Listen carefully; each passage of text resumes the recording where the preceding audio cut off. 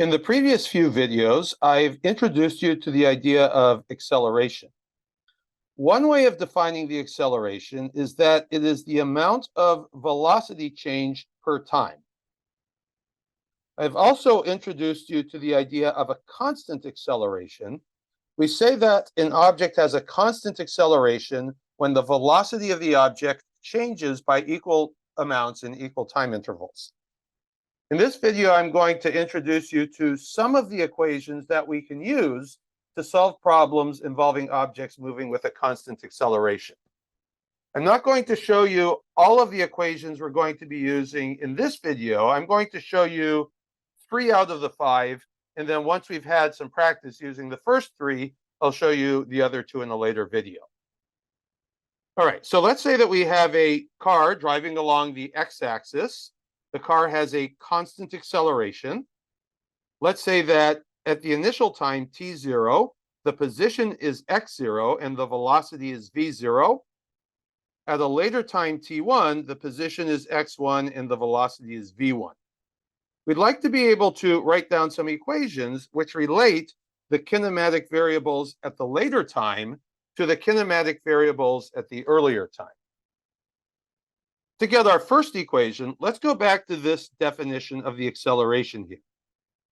The acceleration can be defined as the amount of velocity change per time. If I take that and I express it as an equation, I can write that acceleration is change in velocity over change in time. To be clear, this formula only gives you the actual acceleration of an object if you are dealing with an object with a constant acceleration. Okay, to get to our next formula, let's take this expression here and rewrite it a little bit. So I'm going to do this in parentheses.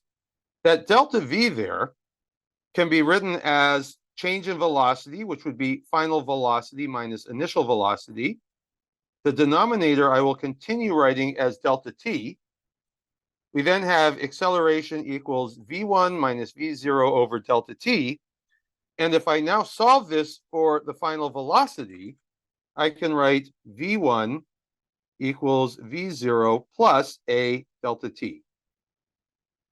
Now we have an equation which gives us the final velocity in terms of the initial velocity, the acceleration, and the change in time. Now let's call these equations 1 and 2. There's one more equation I want to give you, and this equation gives the final position in terms of the initial position and some of the other kinematic variables. So this equation looks like this. We can say that the final position equals the initial position plus the initial velocity times the change in time plus 1/2 the acceleration times the change in time squared.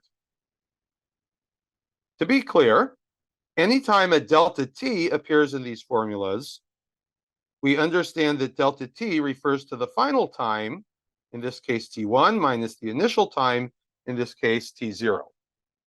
So here we have 3 of the basic equations which describe objects moving with constant acceleration. So in the next couple of videos, we will do examples just using these. And then I will introduce you to a couple more equations and we will do more examples.